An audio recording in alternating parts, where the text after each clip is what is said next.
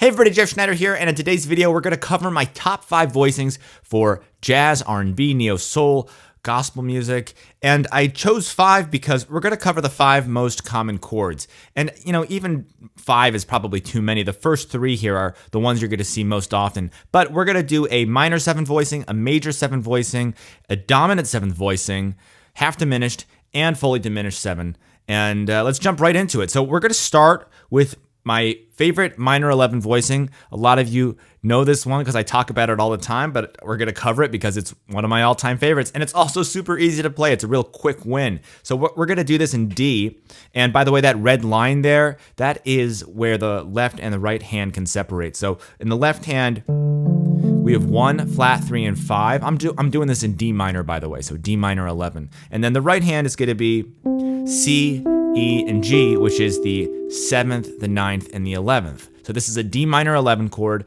and if you look at it, we've got 2 triads. We've got the D minor triad and then a C major triad on top. So it can be helpful to organize chords in that way where you're recognizing familiar shapes. In this case, we have a minor triad and then a major triad above that. Or you can look at it as just stacked thirds. And it's a great chord. If you want to add some extra spice, you can do a little grace note from the 1 to the 9, like that.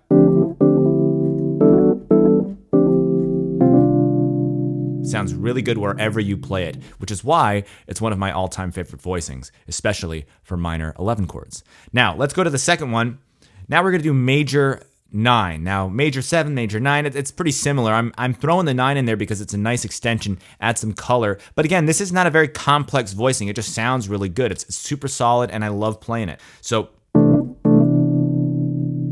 that's 1, 3, 7, 9. I'm playing a C major 9 chord. We have the root, the 3rd, the 7, and the 9. And if you notice, I put a little grace note in this one too. From the 6 up to the 7. Again, this one just sounds good wherever you play it. You can play A flat major 9, G major 9, F major 9, E major 9. I love it. Another one of my all-time favorites. Let's go to the next one. We're going to do dominant 7 now, and more specifically, we're going to do a 13 with a flat 9. So this is going to be, we'll do G13 with a flat 9 since we're kind of hanging out in this C major territory. So there's the G on the bottom, flat 7, and then in the right hand, we have the 3rd, the 13, which is an E on a G chord, and then the flat 9, which is A flat.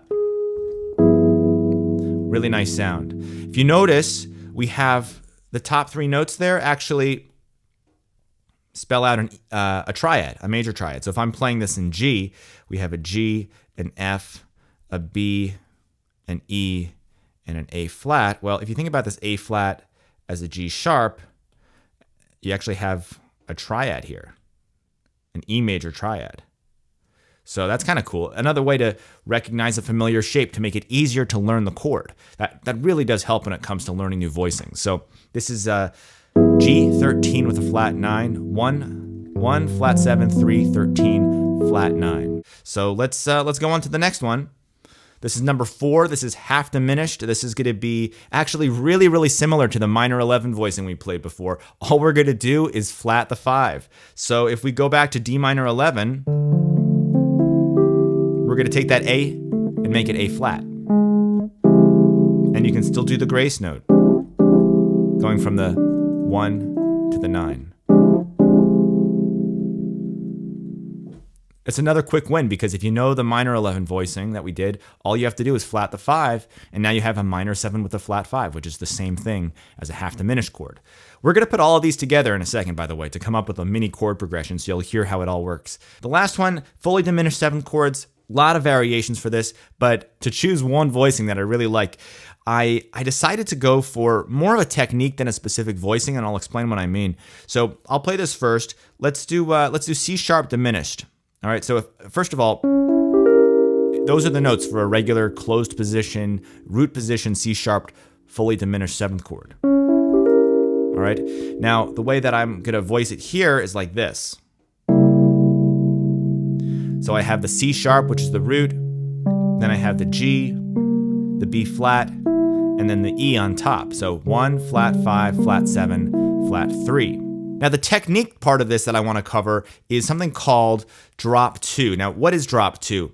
Drop 2 is when you take a closed position voicing like this and you drop the second highest note down an octave. So that the 2 refers to the second to highest note. So in this case, we have the G as the second to highest note, and we're going to drop it down here. Okay? So what did I do? I took this note right here, the flat 5, which is the G, and I dropped it down an octave. And what this does is it opens the voicing. I don't really like the sound of the closed position diminished 7th voicing too much.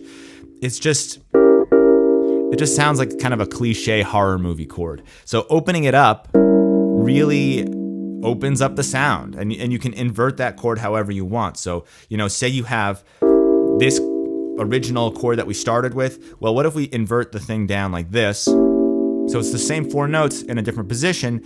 Now let's drop 2 on this voicing. So we're going to take the second to highest note, which is E, bring it down an octave, and end up with this. Or if we wanted to play, a root position C sharp diminished 7th chord, well, that would bring the C sharp in the bottom voice, and we'd actually end up with this chord. Because if we took this closed position chord here and we did the drop 2, drop the C sharp down an octave, and we get this sound. All right, let's put this all together in a little chord progression here. So I have all of the different chords that I just mentioned in this 6 chord progression, and it sounds like this.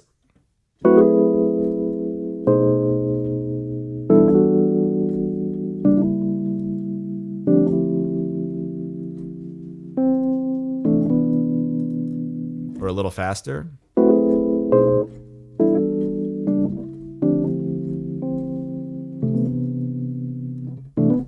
Oh, I did forget to mention that on those diminished 7th voicings, like I'm doing the grace note from the D up to the E.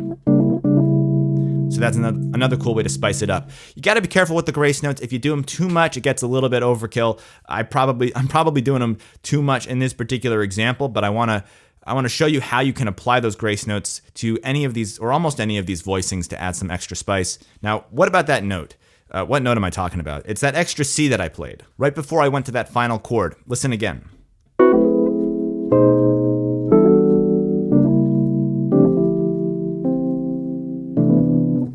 That's C. You hear that? Why did I do that?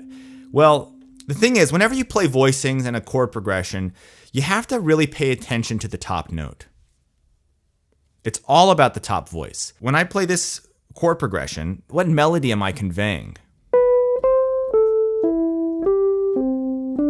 That's a nice sounding melody, right?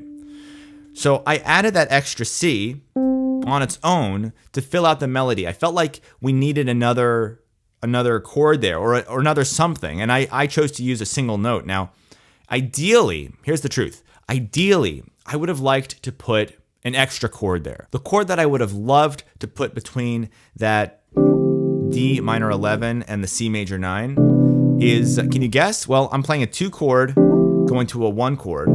I would have loved to put a 5 chord, a dominant 7th chord. In this case, it would have been a G7. Now, the dominant 7th voicing that we covered was this. Okay, now that's a cool sounding chord on its own, but when I put it in the context of that progression, it would sound like this. Now that doesn't sound bad. It sounds kind of cool actually, but if I'm being really critical, and I usually am, especially when it comes to my own music, I don't really dig that melody that's coming through in the top voice, because what I'm playing there is this. Maybe that could work in the right kind of song, but that's a little abrasive. We've got a half step and then a tritone. It's a little rough. I much prefer,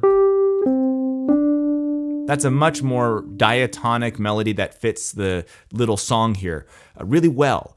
So you gotta pay attention to the top note, which is why I wrote it's all about that top voice, because the top voice informs the melody. And even if you're not playing a melody, like I'm not thinking about a melody that much when I'm doing a chord progression like this, I'm still implying a melody. And it's important to accept that and to always think about, okay, what melody am I sort of implying here or conveying, even if it's not like the official melody of the song that you're playing chords to. And that leads me to a question.